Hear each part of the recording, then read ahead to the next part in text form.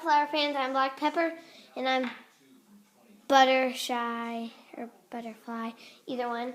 So we wrapped our milk thing up in a clear foil thing, in a clear plastic foil thingy, and put a toothpick in it, and we're going to go put it in the freezer.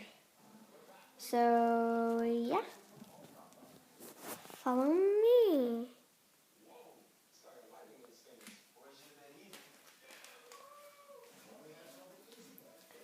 Good earthquake. You can see what I'm doing. I'm kind of floating in space. Woo! Kind of floating in space. We have our sprinkle catastrophe in here. Sprinkle catastrophe. I'm wearing my cute little bow today, so I may look adorable. Woohoo! My friend looks a little boring just with that mascara on. Hey, I heard that. I know you did. Sorry. No insults.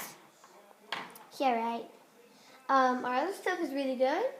And thanks for watching this episode. We hope our milk gets done by later.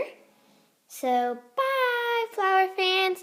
We hope you really, really, really, really, really, really, really, really, really, really, really, really, really,